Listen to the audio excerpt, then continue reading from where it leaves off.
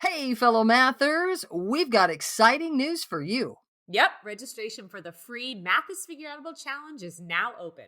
Get ready for a fast-paced learning experience where we'll outline some traps of algorithms, demonstrate how to identify if they're trapping your students, and offer guidance on how you can adapt your math instruction.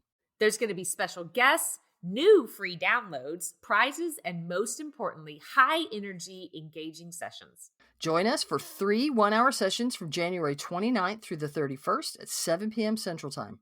Register at mathisfigureoutable.com/challenge for a fantastic learning experience. That's mathisfigureoutable.com/challenge. Now on to the episode. Hey, fellow mathers, welcome to the podcast where math is figure-outable. I'm Pam Harris, a former mimicker turned mather. And I'm Kim Montague, a reasoner who now knows how to share her thinking with others. At Math is Figureoutable, we are on a mission to improve math teaching. We know that algorithms are amazing human achievements, but they are not good teaching tools because mimicking step-by-step procedures can actually trap students into using less sophisticated reasoning than the problems are intended to develop. I did not do that in one breath. So embarrassed. Need to work out more, Kim. I don't think anybody's judging you about how long you can talk. I'm judging me. In this podcast, we help you teach mathing, building relationships with your students, and grappling with mathematical relationships. You have to wonder how many people are thinking right now, good gosh, if you say one more time about saying that sentence all in one breath. So I'll stop. I'll try to stop. Okay. We invite you to join us to make math more figure-outable. We hope you guys just enjoy the fact that we re-record this every time. So to make it interesting for us, you get our real. This is real. It's the way we are, really. Anyway, all right, Kim, be real. We're gonna be real today because I'm poking a little bit. It's gonna be a good one. But before we do, we actually got a review a long time ago, and Mrs. Seaver, way back in July, said, "I love listening to the podcast and learning about math and teaching from Pam and Kim. The hosts keep the conversation informal, and they both bring different perspectives while sharing their common belief that math is figureoutable. This podcast is professional development in my car and has helped me improve my own math skills and my teaching." Aw, that's awesome. I gotta tell you, I totally saved. I only have a few more left, but I kind of scour every once in a while and grab a few. But I saved this one on purpose for a time where we could duke it out a little bit. Oh, because it says that we bring different perspectives. Yeah. And I don't mean duke it out in a mean way, but there are lots of conversations that you and I have where. Are you saying we don't agree on everything? Yeah. Yeah. I mean, we agree on the important things, right? But we're different people. And so, and we have different experiences and we have different perspectives on some things, different life. Yeah. Yeah. And if it's something really meaty, one of the things that we've always loved is we take the time to really beat things out. I know there's other partnerships out there or groups where they have, one of our journey members, Kathy, one of our journey leaders, she's got a tight knit group of people that she works with, and they ask really good questions of each other and they beat stuff out. And, there's some really nice groups that we interact with who have a person that they have heavy math conversations with. So, I mean, we do that. And so on the outside, it probably looks like, it's a completely 100% everything's the same, but we get there over time. Yeah. And there's maybe still a few things that we're still working out, like for the best words and the best way to say things. Yeah. And I think we're going to do that today. Yeah. However, I do want to mention that she also said that it's an informal conversation, which I like that as well. Yeah. No All stuffing. Right. So Kim, poke away. So not long ago, actually, in our work messaging system, I sent a message really aimed at you, but including some other people. I didn't know that. You tagged more than just me, but okay. I did. All right. An audience for our banter. I said, I don't know where this goes. Real math and fake math has always bothered me as phrases because it's not the math itself that is real or not. It's the way we tackle solving problems that's good or not. Mathing's probably not my favorite, but I can hear mathing versus step-by-step procedures. Is there a world where we leave behind real and fake? You're either mathing or you're not. And I say that because real math and fake math, we've both said it. It's been a part of the conversation and in a million presentations. And I appreciate you letting me poke you publicly about that. Yeah, so just to be really clear, for quite a while, we've been talking about math being figureoutable and Uh-huh. not being rote memorizable. Mm-hmm. And no metaphor is perfect, but Right. I've used the terms. We really want to do real math and not fake math, Mm-hmm. and you're poking a little bit, saying that, and for a while you've said it. You don't really like to talk about real math and fake math because it's math, Mm-hmm. and our bent is to try to help the world realize what mathing means, Yeah. what mathematicians actually, the mental actions mathematicians actually do when they math. And I think the words are important here. And I'll let you kind of share kind of a history, maybe if you want to, about how you settled on those words. But I think the words here actually matter more than we've really considered, because I can hear where really fine educators and mathematicians hear real math and fake math and in their heads go, what are you talking about? Hmm. Math is the same. Like, this is where you guys do all this stuff. And like, it's all about, like whatever kids want, however they want to do it. And that is not at all what we would propose. In other words, you're saying people might hear me say real math and fake math, and they might think, oh, you're proposing that, well, Fuzzy it's stuff. fuzzy and Mm-hmm. that kids don't actually have to learn math, and that we're just going to let them Mm-hmm. kind of feel it, do whatever Uh-huh. comes naturally to them, and that they can solve it however they want. And it becomes this, golly, where we're rejecting the mathematical traditions, And we're and watering down heavy duty, complicated, complex, solid math properties and we're being accused of relationships. that. We're being accused, or we could be Well, it accused could of be. that. Yeah. Yeah, we Yeah. could be accused of doing that. Yeah. And we would suggest that we actually do quite a bit of really sophisticated content. That when we Yeah. talk about developing mathematical reasoning, it's not some fuzzy just think better. It's no, it's reasoning mathematically, which Mm-hmm. means you more than own content. You're able to Mm-hmm. use it and reason logically in an internal consistent system. Yeah, so I completely hear that that a mathematician, someone who uses math, an engineer, might say real math and fake math. I'm looking at a student mimicking an algorithm. That algorithm is real math. You can't call that fake math. Is that kind of what you're saying? Yeah. It's not the math itself. We're all talking about the same mathematical ideas. We're not calling an algorithm fake, or at Well, we least have been. okay. And I think maybe that's your problem. Yeah, Is that and I think that we have not said algorithms are fake. We really are saying real math, fake math, but what we're talking about actually is the teaching, the fake understanding, the lack of numeracy, the mimicking that's happening. It's not the math. yeah, depending on how you define math. Let me tell you why I start, or at least one place. When you say, "Hey, can we stop using those phrases in like our marketing and the stuff that we put out?"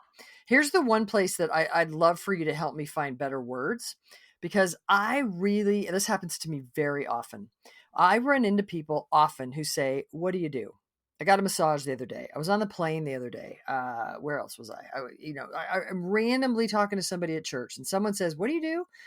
And I say, I'm revolutionizing the way we teach math. And they say, oh, math. And then they try to, not everybody, but a lot of people kind of scoot aside a little bit, or they look kind Mhm. of sad. You can almost see some people's adrenaline kick up when, kind of math anxiety kicks in or something. And when people say to me, math, I was never good at math, I like to be able to say, you were never good at like when you were a student, and they're like, oh yeah, it's terrible, I hated it, whatever. I like to be able to say, you know what? I bet you were actually bad at fake math. I bet that thing that you're thinking about, that was Mhm. probably fake math. I bet you're actually pretty good at real math. I like to be able to say that. Now, Ugh. you hate that. I don't like it. You don't like it.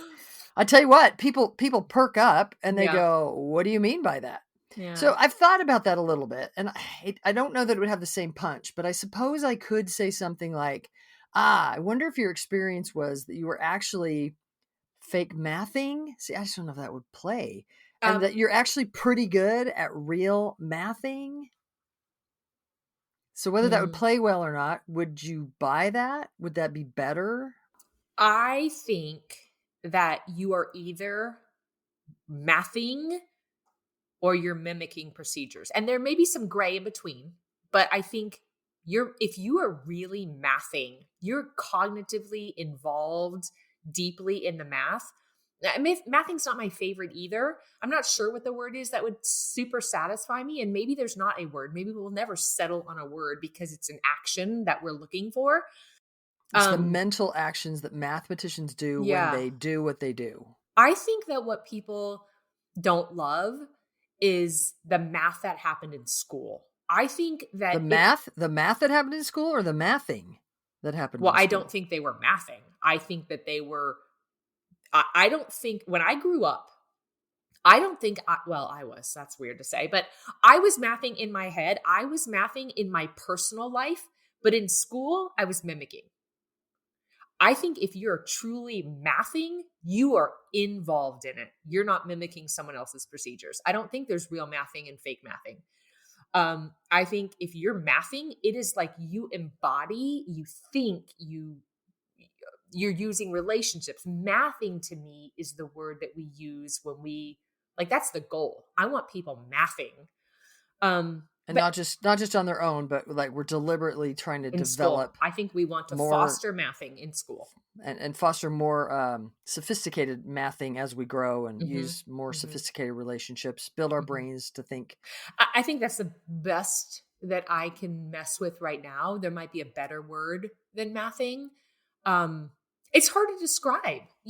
I know you're looking for a quick thing because you got just a few seconds with somebody before they coil, like they recoil from the math conversation. But Yeah. I think that what might be nice to say to people on the plane is you what you did in school is not what math is really about. It's not that's not the beauty of mathematics, and I'm sorry you never got to experience that because of the way you were taught in school. Yeah, I'm thinking. Well, Yeah, deep listen, breath. the beautiful thing is we not only can we not settle on something because we promised we wouldn't, um, but We told the team we wouldn't walk away with any no, like no, no, hard no. and fast rules that we were going to follow from here on No, out. but this is a meaty conversation because I think when you are in the public eye, people want to understand what you're saying, and I understand the pull that you feel to like have a phrase that really embodies what we're talking about, and I think it's hard to wrap everything you're trying to say into a couple of phrases. So I understand why real math fake it's short phrases that capture people's attention. I hesitate on attaching it to like mathematics. Yeah, and just a couple things I'll say. I've been traveling quite a bit and working with people who speak other languages as their first language, and Hmm. it's mathing is also tricky in Hmm. other Hmm. languages Hmm. because there are other languages where you can't Right. take mathematics and shorten it and then Yep. make it into a verb. Yep. It kind of doesn't work Yep. the way that it does here. So that's one thing I'll mention. Another part of this conversation for me is the idea, or at least it's correlated for me, has the pushback that we've gotten from mathematicians. It's very, very polite. I've had some fantastic conversations with mathematicians who say, "Hey, why are you dogging algorithms?" Mhm. And then we have a great conversation about I'm not dogging algorithms as an algorithm, as good mathematics, as a generalization that's phenomenal. We even say in the intro that it's an amazing human achievement. Right. What I'm doing is I'm suggesting that they are not good teaching tools, Right. and that depends on what our purpose of math class is. If the Right. purpose of math class is to get kids mimicking, rote memorizing, mimicking so they can get answers, then okay, use algorithms. But if the purpose of math class is to develop students who are mathematically reasoning mathematically, that they're, and maybe we call that mathing, and developing their brains to reason more and more sophisticatedly, then algorithms are terrible tools to get that to happen. Right.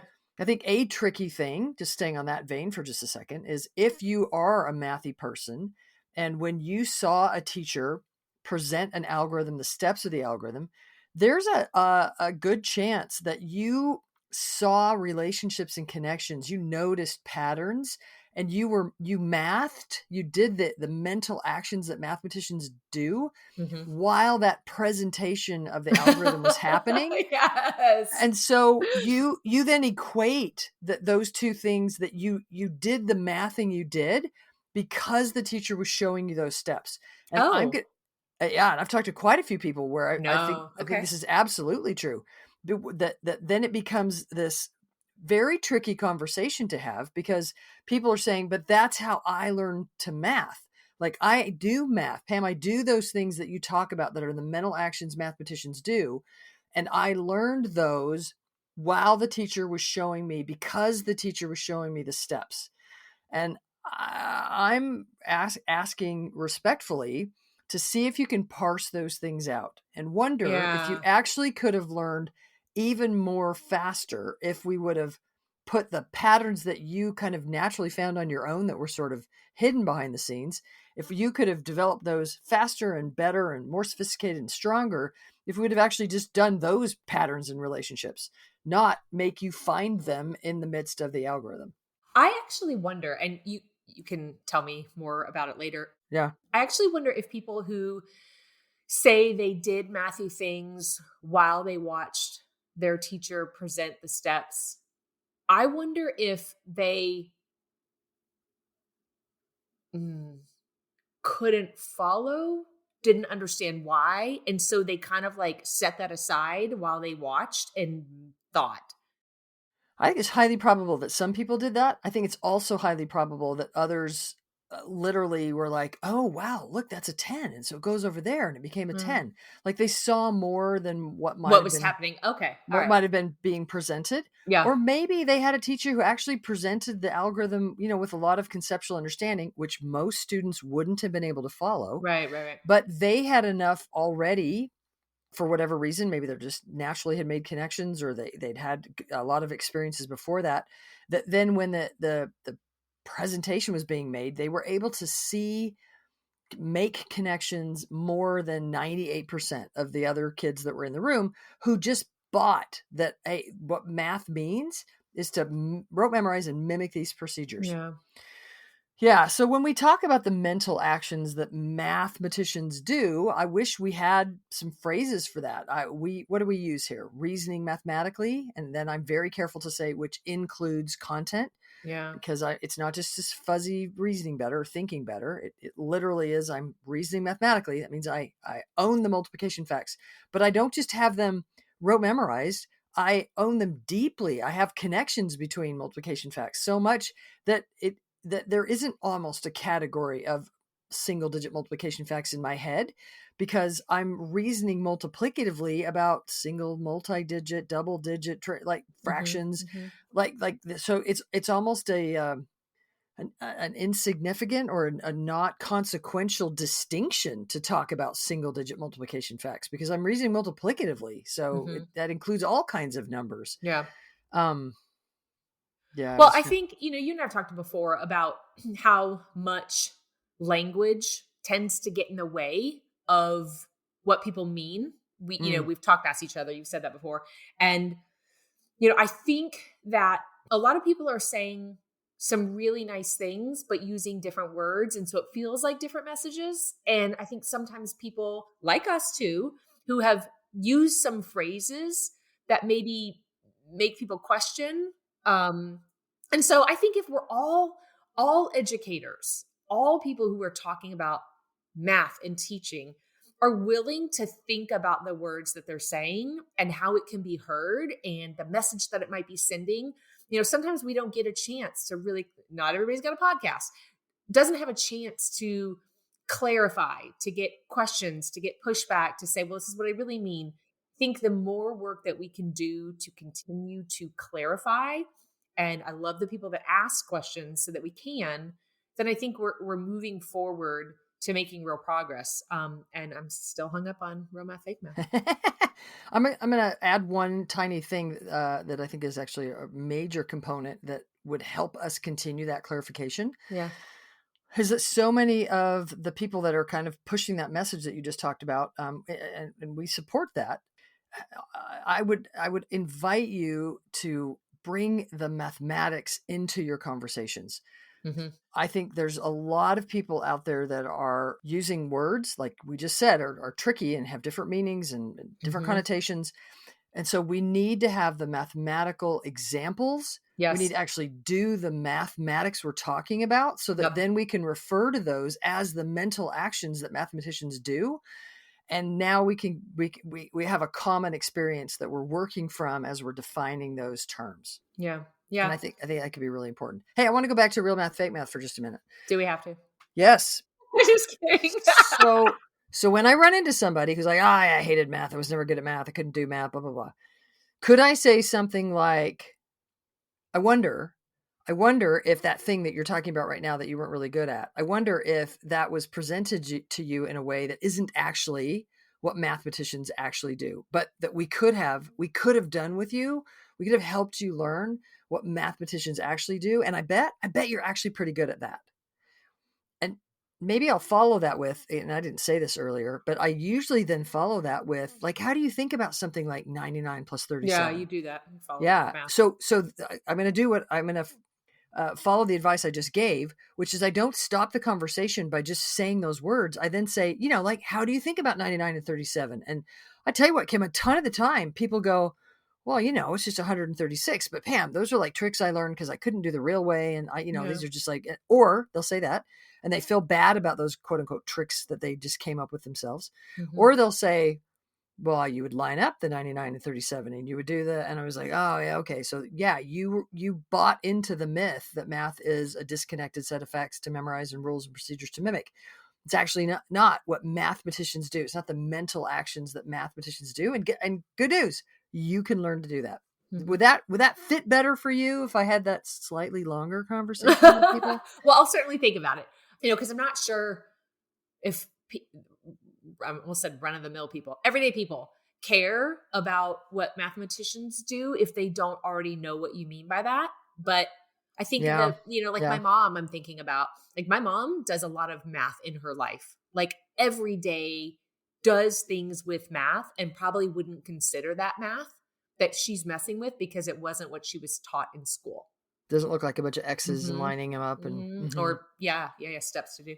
So we're going to keep talking about it though, right? Well, all right, let's keep talking about it. Okay. So we're super excited because we've got the Math is Figureoutable challenge coming up. Da, da, da. And last week we announced that when the challenge was going to be challenge week, we shared that Joe Bowler is going to be our very special guest. And we're super excited about that. Super excited that she's willing to come on and be our guest, talk all about her math-ish book. We're super excited. Thank you, Joe, and can't wait for that to happen. Yeah.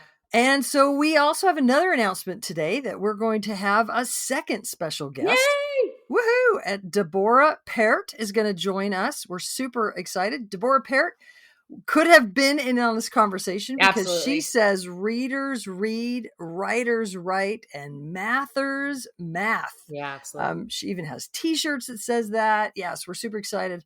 Her site is My Mathematical Mind.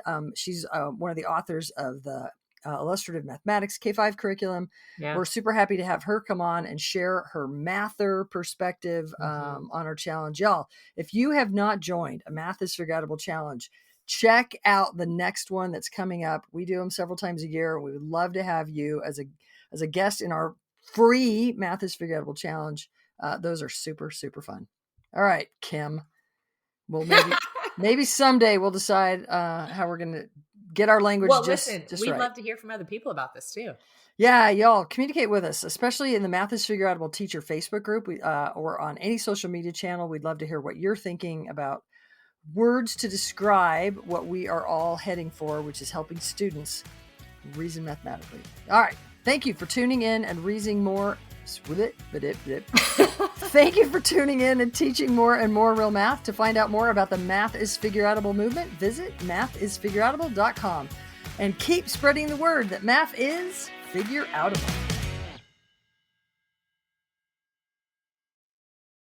Thank you for listening and making math more figureoutable.